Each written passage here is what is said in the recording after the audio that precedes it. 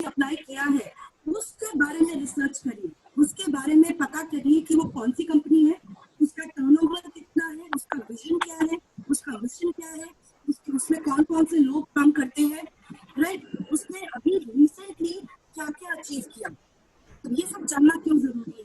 दो कारणों से। पहला कारण है कि आपको पता होना चाहिए कि आप किस कंपनी के लिए अप्लाई कर रहे हैं, कहाँ जा रहे हैं, और उससे आपका कॉन्फिडेंस बढ़ेगा।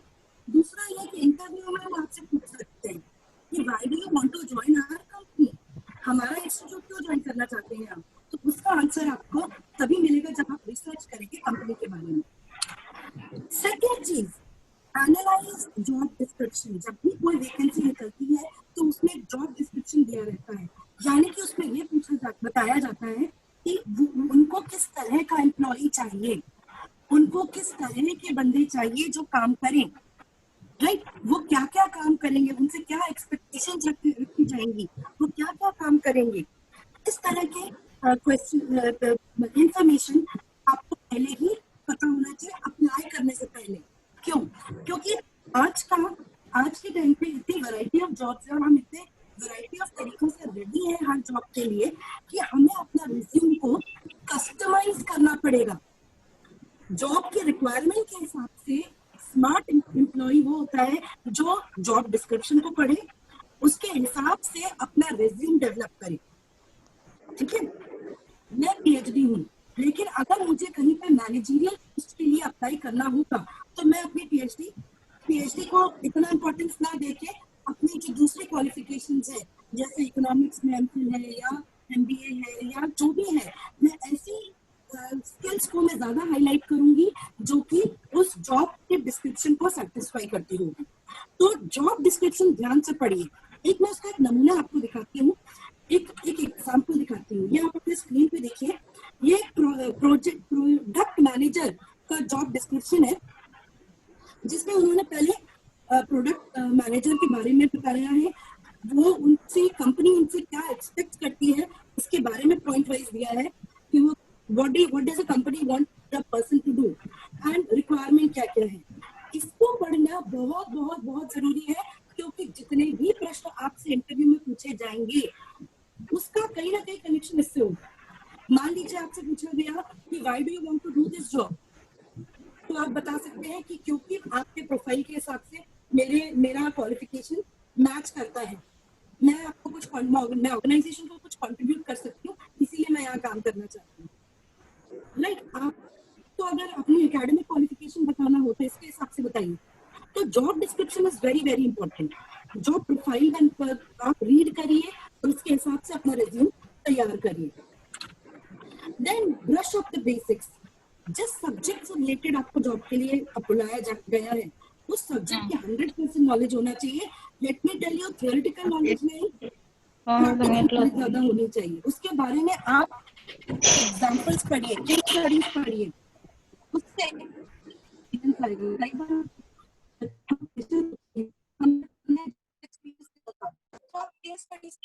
ऑनलाइन सब अवेलेबल है। दूसरी चीज, एक तो सब्जेक्ट नॉलेज को ऑर्गेनाइज करना, दूसरी इंपॉर्टेंट चीज है कि आप अपने वर्क और अपने एक्सपीरियंसेस को अपने दिमाग में अरेंज करें according to job profile. Again आपको क्लियर होना चाहिए कि आपने क्या क्या किया, आपको वहां प्रेजेंट क्या करना है, कब करना है, कैसे करना है। Moving ahead, prepare for the test. अब रिटन टेस्ट के बारे में मैं डिटेल में बात नहीं करूंगी, लेकिन आपको मैं ये बता दूं कि इसका इंटरव्यू से क्या रिलेशनशिप है। जो हम रिटन में लिखते हैं ना, कई बार इंटरव्यू पैनल उस लिस्ट को लेके आपके आंसर शीट को लेके बैठा रहता है और आपसे उससे रिलेटेड क्वेश्चन पूछता है। तो जब भी आपको रिटन टेस्ट दें तो समझ आंसर देखिए, प्लस उसमें कोई भी ग्रामेटिकल मिस्टेक, स्पेलिंग मिस्टेक तो बिल्कुल नहीं होना चाहिए क्योंकि वो इंटरव्यू जरूर करेंगे। ये मत सोचिए कि they will leave you, they are going to definitely point out your mistakes। और क्योंकि उनको क्या देखना होगा कि how do you deal with your failure. ये एक नया कॉन्सेप्ट।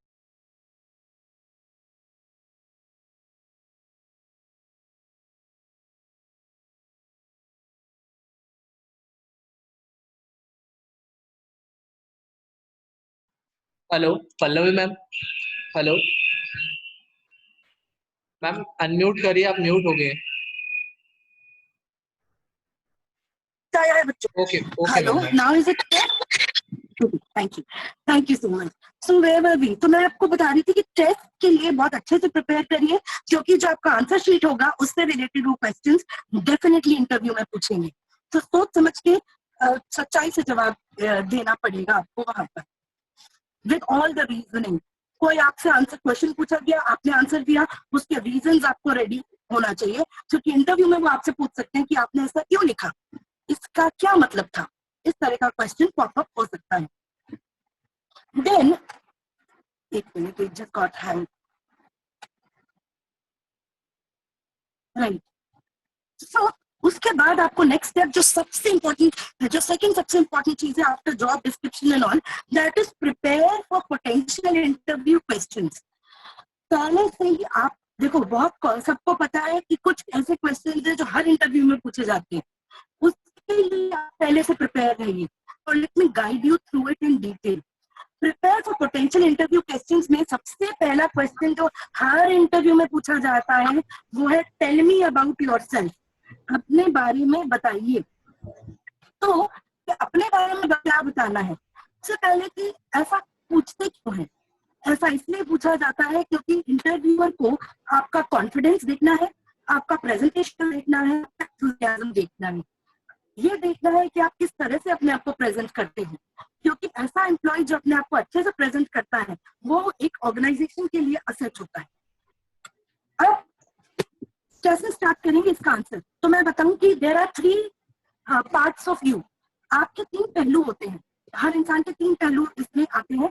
पहला आता है personal self, professional self and academic self. तो जब आप स्टार्ट करें तो सबसे पहले पर्सनल सेल्फ के बारे में बताएं, अपना नाम बताएं, अपने इमीडिएट फैमिली यानी कि अपने पेरेंट्स का नाम और थोड़ा सा प्रोफेशन बता सकते हैं, उसके आगे मत बताना। Your name, I am doctor Pallavi Shrivastava, right. उसके बाद आप अपने पेरेंट्स के बारे में बताइए, उनका नाम बताइए, लेकिन अब उनकी क्वालिफिकेशन और उनके दादा परदादा तक मत पहुंचिए। Strict to your parents, that's it. Then third statement में आपका होना चाहिए कि you were brought up with what kind of values. जैसे कहते हैं ना, I was brought up with liberal values, I was brought up with moderate values, I was brought up in a very spiritual family, I was brought up in a very religiously aware family। इस तरह का एक sentence आप use कर सकते हैं। एक बात मैं बताऊं, ये कोई जरूरी नहीं है कि आप इसी सीक्वेंस में और यही सब कुछ बोलें, इसमें से आप अपने हिसाब से थोड़ा सा एडिट कर सकते हैं। वो डिपेंड करेगा कि आप किससे बात कर रहे हैं, कहाँ किससे इंटरव्यू फेस कर रहे हैं। पहला स्टेटमेंट पर्सनल हो गया। दूसरा प्रोफेशनल पे आइए। प्रोफेशनल पे आने का यहाँ पे ये मतलब है कि आप सबसे पहले बताइए कि प्रोफेशनली, जैसे मैं बोलूंगी professionally I am a teacher या I am qualified to be a teacher, इस तरह से बताइए। And have an experience of how many years, 15 years, 18 years, 20 years, जो भी है इयर्स बताइए। अगर एक्सपीरियंस नहीं है, अगर आप फ्रेशर है, तो आप सिंपली बोलिए कि I am new to this field and I'm taking my first step in the field। ठीक है। उसके बाद आइए कि आप अपने पुराने एक्सपीरियंसेस के बारे में बताइए। ठीक है, अगर आपका एक्सपीरियंस है तो लेट मी टेल यू कि जब आप पुराने एक्सपीरियंसेस के बारे में बताएंगे तो बहुत पॉजिटिव और ग्रेटिट्यूड भरे शब्द होने चाहिए, क्योंकि इंटरव्यू लेने वाला बंदा ये देखेगा कि आप अपने पुराने जॉब को कितना रिस्पेक्ट करते हैं। ठीक है, कितना रिस्पेक्ट करते हैं आप अपने पुराने जॉब को। तो इस तरह का सेंटेंसेस यूज कीजिए। इन पास्ट, ये देखिए स्लाइड में दिया हुआ है, in past I had an opportunity to work with, कोई भी ऑर्गेनाइजेशन का नाम जो भी इसमें भी काम किया। दूसरा सेंटेंस आप यूज कर सकते हैं, I also had the honour और privilege of working with dash dash dash. इस तरह की भाषा का इस्तेमाल करिए, जिससे ये समझ में आएगा इंटरव्यूअर को कि ये अपने इंस्टीट्यूशंस को वैल्यू करता है, रिस्पेक्ट करता है, भले उसने वो छोड़ दिया है। मैं आपको यहाँ अपना एक पर्सनल अनुभव शेयर करना चाहूंगी इस पॉइंट पे। एक कॉलेज में मैं गई थी, अभी से नहीं, 7-8 साल पहले मैं गई थी। तो मैंने अपना करियर काफी 10-15, मेरे को 18 ईयर्स अराउंड का एक्सपीरियंस हो गया है। तो मैं जब एक ऑर्गेनाइजेशन में काम करने गई 2011 में, तो मुझसे मेरे प्रीवियस ऑर्गेनाइजेशन के बारे में पूछा गया और एक टॉन्ट मारा गया है, तो एक बात बोली गई कि अरे वहां तो स्टूडेंट आते नहीं है, तो आपने क्या पढ़ाया होगा। And my answer was no sir, this is a wrong, this is myth. ऐसा कुछ नहीं है, वहां पे स्टूडेंट्स आते थे, we used to make efforts कि स्टूडेंट्स आए और हम उनको पढ़ाते थे, हम क्लासेस रेगुलरली होती थी। तो ये जो है वो एक अफवाह है, ऐसा कुछ नहीं है। तो what did I do then? I protected the integrity of my past job, है ना। उनकी पास्ट इंस्टीट्यूट का रिस्पेक्ट मैंने मेंटेन किया। ये हम सबको करना है, भले ही लड़ाई करके आपने छोड़ा हो, भले ही से में छोड़ा हो, भले ही आपको लगता हो कि आपके साथ बड़ा अन्याय हुआ था वहां पर, मगर कभी भी इंटरव्यू में किसी की बुराई या नेगेटिव बात नहीं करना। Every be grateful in your language, that's the point. आगे बढ़ते हैं। प्रोफेशनल के बाद एकेडमिक पे आइए। पहले बता दिया I am a teacher, professionally I am a teacher, then come to the point कि I am a PhD. Teacher तो हो, but what made you a teacher? I am a PhD, I am a post graduate, I am a graduate in, now you have to tell the subject. I am a PhD in environmental education. I am a postgraduate in education as well as economics. ठीक है, इस तरह से अपने बारे में शुरू करेंगे। तो दो तरीके होते हैं, असेंडिंग एंड डिसेंडिंग ऑर्डर। या तो हाईएस्ट क्वालिफिकेशन से लोएस्ट पे आइए, या लोएस्ट से हाईएस्ट पे जाइए। टू वे, दोनों आपकी मर्जी है। मुझे ऐसा लगता है पर्सनली कि हमें हमेशा हाईएस्ट क्वालिफिकेशन से फिर नीचे आना चाहिए। वो थोड़ा सा फर्स्ट इंप्रेशन जो है ना, एक टाइम डालता है इंटरव्यू पे। देन उसके बाद जब स्कूलिंग की बात करें, तो you can use a sentence, I had the privilege of completing my schooling from. यहाँ पे आप बताइए कि यू आर प्रिविलेज कि आप अपने इस स्कूल से आपने पढ़ाई की है। भले ही आपका स्कूल कोई बहुत पॉपुलर ना हो, लेकिन इंटरव्यूअर ये देखेगा कि how much do you value your qualification, your school, your institution. ठीक है, तो use a grateful language. Then last, उसके बाद आप बोलिए आई एम प्रेजेंटली परस्यूइंग, मतलब अब आप क्या पढ़ाई कर रहे हैं, अब आप क्या पढ़ाई कर रहे हैं, राइट। तो अब आप बोल सकते हैं I am presently doing my masters in this, I am presently doing diploma course in stress management. जो भी आप अभी पढ़ रहे हैं वो जरूर बताइए, और हमेशा पढ़ते रहिए, और हमेशा अपनी क्वालिफिकेशन को अपग्रेड करते रहिए। फर्क क्या पड़ेगा, असर क्या पड़ेगा? असर ये पड़ेगा कि इंटरव्यूअर को लगेगा दैट ये जो कैंडिडेट है, ही इज अ लर्नर, ये अपडेटेड है, तो वो आपको प्रेफरेंस देगा। ये अपडेटेड है, ये हमेशा सीखता रहता है, इसमें सीखने की स्किल्स है, और इसकी क्वालिफिकेशन हमारे ऑर्गेनाइजेशन को बहुत काम आएंगी कहीं ना कहीं। तो वो आपकी स्पिरिट को एक्सेप्ट करेगा और आपको सिलेक्ट करेगा व्हेन कंपेयर टू अदर्स। देखो बच्चों, हमारे आपके साथ ना, आप ग्रेजुएशन अगर कंप्लीट करोगे तो आपके साथ 1-2 लाख बच्चे और करेंगे। हम आपको नौकरी क्यों दें? Why should we give you नौकरी? बिकॉज सबके साथ मैंने ग्रेजुएशन किया, लेकिन मेरा डिप्लोमा एक्स्ट्रा है, लेकिन मेरा स्पेशलाइजेशन इस एरिया में है, लेकिन मेरे पास ये स्किल है। ठीक है, तो हमेशा कुछ ना कुछ आपको सीखते रहना पड़ेगा, एनरोल्ड रहना पड़ेगा किसी न किसी प्रोग्राम में। और इंटरव्यू में जब आप अपना इंट्रोडक्शन दें तो उसमें बोले आई एम प्रेजेंटली परस्यूइंग। ये बहुत ही स्ट्रॉन्ग पॉइंट होगा आपके फेवर में। आगे लास्टली आप क्या बोलेंगे इस पॉइंट में? लास्टली आप अपने इंटरेस्ट के बारे में बात करेंगे। यूजुअली लोग ये गलती करते हैं कि पहले बताते हैं मेरी हॉबी ये है। इंटरेस्ट के बारे में भी बेटा बहुत स्मार्टली एक्ट करना। इंटरेस्ट आप वो वाले बताना जो जॉब प्रोफाइल से मैच करे। जैसे कि अगर मैं मैनेजर की पोस्ट पे मैं अप्लाई कर रही हूँ, तो मैं अगर वहां जाके बोलूँ मेरा इंटरेस्ट है डांस करना, तो वो उसका कोई मतलब नहीं रहेगा। इससे अच्छा ये है कि अगर मैं एक मैनेजरियल पोस्ट के लिए अप्लाई कर रही हूँ, तो आप बोल सकते हैं कि मुझे प्लानिंग में इंटरेस्ट है, मुझे बजटिंग में इंटरेस्ट है, मुझे शॉपिंग में इंटरेस्ट है। परचेजिंग एक डिपार्टमेंट होता है मैनेजमेंट का, राइट। अगर मैं टीचर के लिए अप्लाई कर रही हूँ, तो मुझे मेरे हॉबी है कोई ना कोई कोर्स करना, कुछ ना कुछ नया सीखना, राइट। इंटरेस्ट हमेशा वो बताना जो जॉब प्रोफाइल से मैच करे।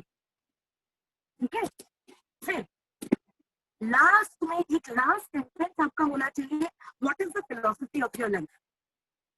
जैसे my philosophy of life is to be happy and let others be happy, है ना। मैं भी खुश रहती हूँ, मैं दूसरों को भी खुश रखती हूँ। Ultimate philosophy of life is to be happy and to be satisfied with everything we have. ठीक है, तो ये चीजें अब आपको सीक्वेंस में एक बार और रिपीट कर रही हूँ कि जब आपसे ये बहुत इंपॉर्टेंट क्वेश्चन है कि आपसे पूछा ही जाएगा कि टेल मी अबाउट योरसेल्फ, तो सबसे पहले पर्सनल सेल्फ के बारे में बताना है, उसके बाद प्रोफेशनल सेल्फ के बारे में बताएंगे, और उसके बाद बताएंगे एकेडमिक सेल्फ के बारे में, और फिर एक बार पर्सनल सेल्फ के बारे में बताएंगे, जहां आप इंटरेस्ट के बारे में बात करेंगे और लाइफ की फिलॉसफी के बारे में बात करेंगे। एक पॉइंट और मैं इसमें ऐड करना चाहूंगी कि प्लीज वही पॉइंट्स बोलें जिससे रिलेटेड क्वेश्चंस आपको पूछे जाएंगे तो आप आंसर दे सकें। वही हॉबी बताएं जिसके बारे में डिटेल में आप आंसर दे सको। किसी ने एक इंटरव्यू में बोला कि माय हॉबी इज रीडिंग, तो बस इंटरव्यूअर शुरू हो गए, उन्होंने फिर बुक्स के बारे में पूछा, उसने ऑथर बता दिया, फिर ऑथर के डिटेल के बारे में पूछ लिया और वहां वो फंस गया। तो मेक श्योर कि जो इंटरेस्ट के बारे में आप बता रहे हैं उसके बारे में डीप नॉलेज हो, क्योंकि ऑनेस्टी तो दिख जाएगी। कितना सच बोल रहे हो आप वो तो इंटरव्यूअर चुटकी में पकड़ लेगा। आज की डेट में लोग people are very smart, they will know everything. Next आता है, नेक्स्ट इंपॉर्टेंट क्वेश्चन जो आपसे पूछा जाता है, mention your strength and weaknesses. आप अपनी स्ट्रेंथ और अपनी वीकनेसेस के बारे में बताइए। तो सबसे पहले अपनी जो स्ट्रेंथ है ना, अगेन जॉब प्रोफाइल के अकॉर्डिंग बताइए, ठीक है, कि उसको इससे रिलेटेड एग्जांपल दीजिए। जैसे आई एम अ टीचर, तो मेरी स्ट्रेंथ है कि आई कैन मेरी स्ट्रेंथ है कि I am a good orator, मैं बोल लेती हूँ, मैं समझा लेती हूँ।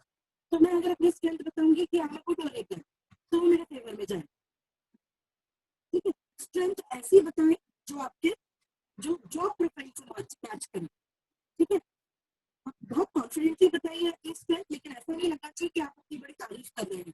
बूस्टफुल मत होना, एरोगेंट मत होना, वो भी आपके अगेंस्ट, क्योंकि इमोशनल इंटेलिजेंस को चेक कर रहे हैं आप कि भाई अगर इसका कोई टैलेंट है तो ये कितना बूस्टअप करता है, वो देखते हैं, लोग ऐसे भी होते हैं। हर चीज के बाद ग्रेटिट्यूड बताइए। जैसे I am extremely grateful that my teacher mister this taught me the skill of speaking, public speaking. I am extremely grateful that my mentor, Dr. Raghunathan, taught me the art of public speaking. इस तरह से gratitude show करते हुए उस जिसने वो skill आपको सिखाई उसके बारे में बताइए। कि प्रेजेंटेशन की बात है, जो इंटरव्यूअर है वो आपका प्रेजेंटेशन देख रहे हैं कि how do you present yourself. Weakness के बारे में आते हैं, ये सबसे डिफिकल्ट पार्ट होता है। तो सबसे पहली चीज, इमोशनल होकर अपने सारे कार्ड्स मत खोलिए, सारी वीकनेसेस बताने की कोई जरूरत नहीं है, this is not the platform. वही वीकनेस बताइए जो स्ट्रेंथ की तरह साउंड करे। एग्जाम्पल देखिए, ध्यान से मेरे स्लाइड पे देखिए, आई am a perfectionist and I go deep into the details. अब आपने अपनी तारीफ भी कर दी और अपने अपनी वीकनेस भी बता दी कि मेरी गलती है कि मैं बहुत डिटेल्स में चली जाती हूँ, उसमें मेरा बहुत टाइम वो खर्च हो जाता है। तो इंटरव्यू के लिए तो ये बड़ा अच्छा है, जो कंपनी वाले बंदे हैं उनके लिए तो बड़ा इंप्रेसिव क्वालिटी है ना। या I M restless till I finish the project, तो जो इंटरव्यूअर है उसको क्या लगेगा कि ये बंदा तो प्रोजेक्ट कंप्लीट करते ही रहेगा, क्योंकि अगर ये कंप्लीट नहीं करता तो इसको रेस्टलेसनेस होने लगती है ना। तो वीकनेस भी स्मार्टली ऐसे बताना जो कंपनी के लिए स्ट्रेंथ साउंड करे। नहीं कुछ आ रहा समझ में, सिंपली बोलिए, I do not have any weakness with respect to my work, and in case I come to identify any, then I would definitely work on it. Be positive, hopeful statement दीजिए, क्योंकि कई बार लोग second question ये पूछते हैं कि आप अपने बिजनेस में कर क्या रहे हैं, what are you doing about it. तो आप क्या बोल सकते हो, I will definitely work on it, I am working on it, I have made certain plans related to it. बहुत ऑनेस्टली जवाब दीजिएगा, क्योंकि आप जो भी बोलेंगे वो वेरीफाई जरूर होगा। क्लियरली बोलिए, पॉजिटिव लैंग्वेज में बोलिए। क्यों क्लियरली बोलना जरूरी है? सबसे पहले क्लियरली बोलना इसलिए जरूरी है, हेलो या क्लियरली बोलना इसलिए जरूरी है क्योंकि इससे आपका कॉन्फिडेंस दिखेगा। दूसरा, आपकी और आप कैसे बोल पाएंगे, आप कॉन्फिडेंटली कैसे कब बोल पाएंगे, जब आपको अपने बारे में नॉलेज पूरी होगी, कॉन्सेप्ट के बारे में नॉलेज पूरी होगी, जब आप क्लैरिटी ऑफ थॉट होगा, आपको कॉन्फिडेंस होगा, आपके विचार क्लियर होंगे, आपके दिमाग में कोई कंफ्यूजन नहीं होगा। तो ये सब करने के लिए आपको पहले से प्रिपरेशन करनी पड़ेगी। ठीक है, अवॉइड मम्बलिंग, कोई कोशिश करिए कि ना करें। ठीक है, और कुछ भी छुपाने की कोशिश मत करिए, कुछ भी वहां बैठ के बनाने की कोशिश मत करिए। जो जैसा है वैसा पॉलिश्ड वे में प्रेजेंट करें। Be honest about everything, B punctual, reach on time, plan your method, किस तरह से आप इंटरव्यू के लिए पहुंचेंगे ये प्लान कीजिए। एक बात मैं आपको बताऊं इंटरव्यू मोड से रिलेटेड, जैसे ही आप उस जगह पे पहुंचते हो जहाँ पे इंटरव्यू होने वाला है, उसी क्षण से कई लोग आपको सीसीटीवी कैमरा से ऑब्जर्व करना शुरू कर देते हैं कि ये जब आया था तब इसका बिहेवियर कैसा था, जब ये आके बैठा तब इसका बिहेवियर कैसा हुआ है, और अब जब हमसे बात कर रहा है तब इसका बिहेवियर कैसा है। तो इंटरव्यू मोड में आप शुरू से ही रहिए। ठीक है, इंटरव्यू मोड में आना यानी कि उस एटीट्यूड में आना पड़ेगा। ठीक है, be at your best behaviour from the moment you enter.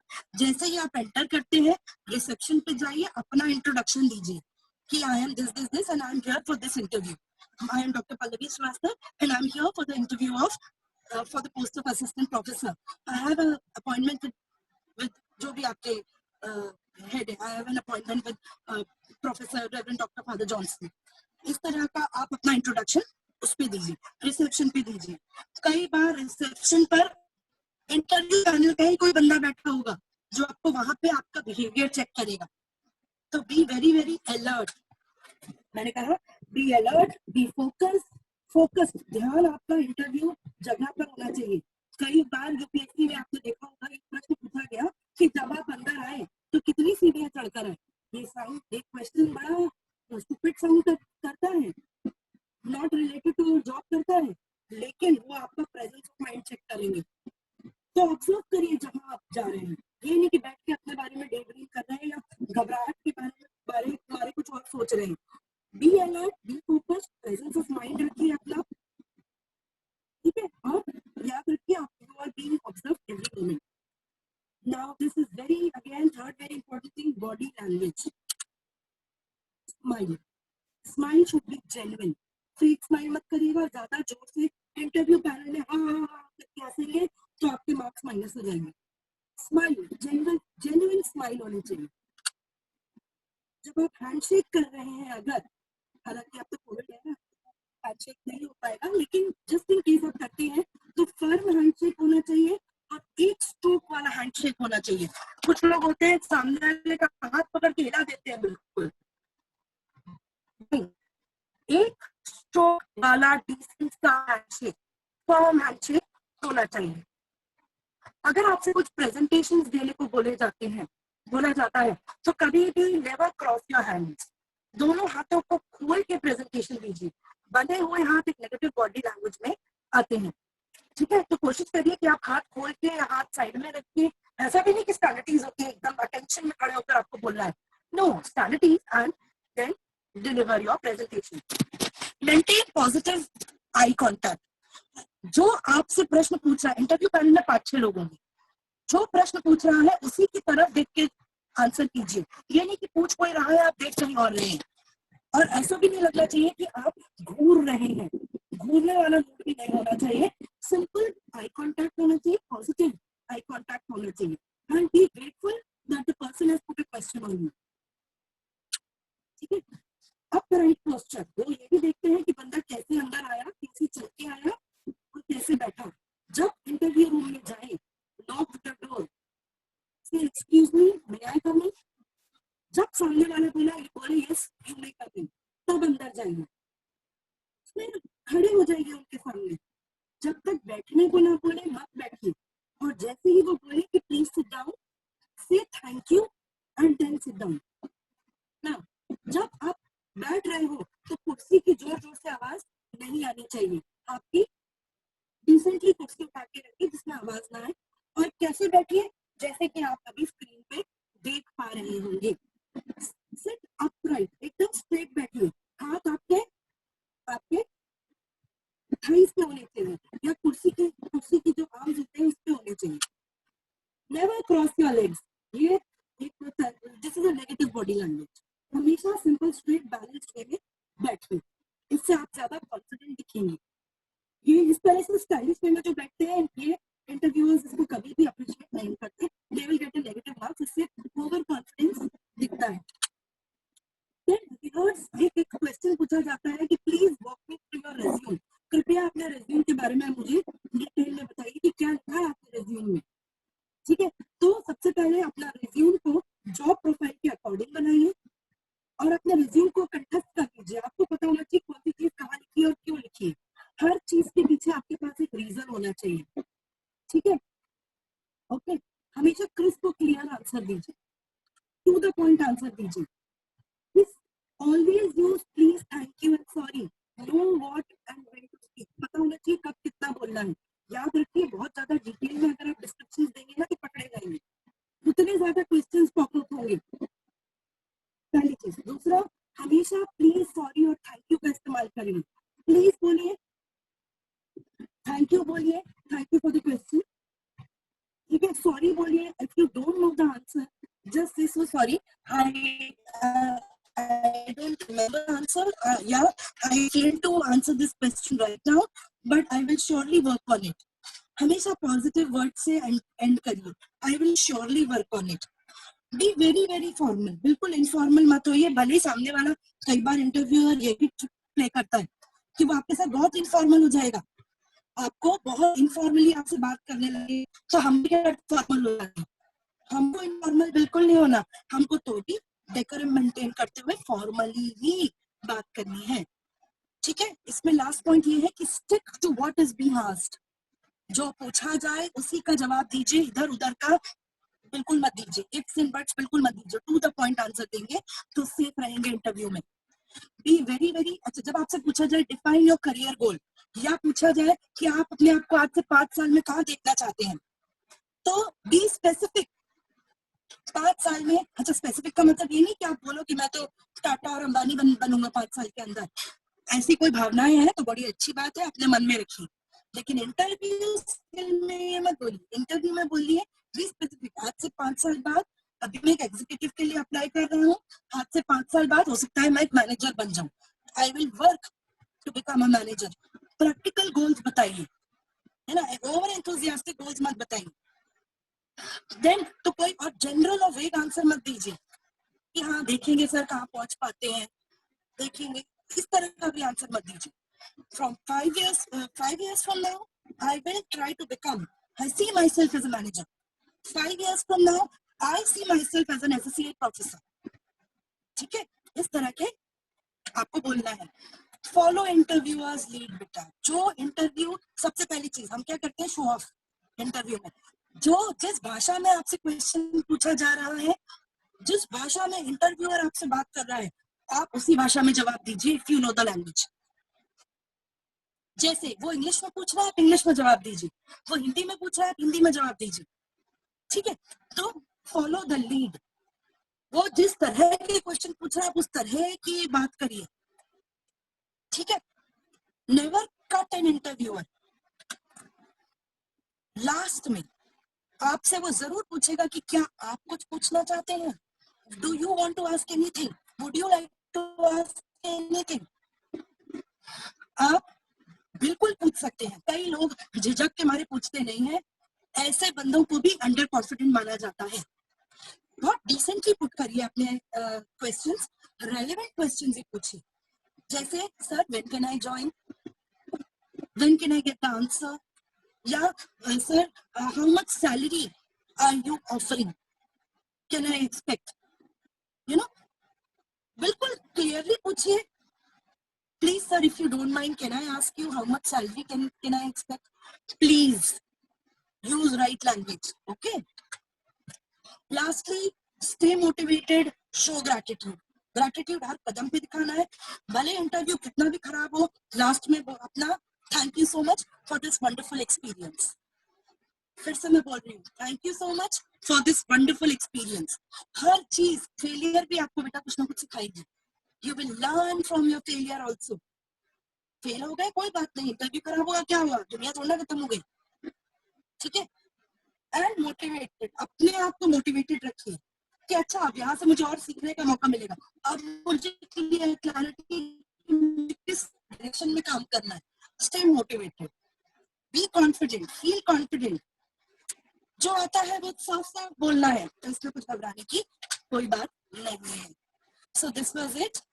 I hope I could teach you something. I hope मेरी कुछ tips आपको काम आई होंगी. And if you want to ask anything, please go ahead. Anybody wants to ask anything? Over to you, Jaya ma'am.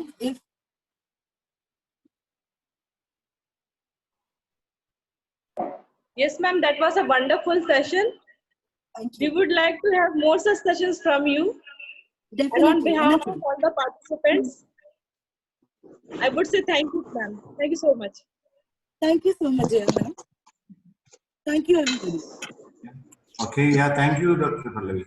It was good. Thank you, Father. It's all by your blessings. Thank you so much.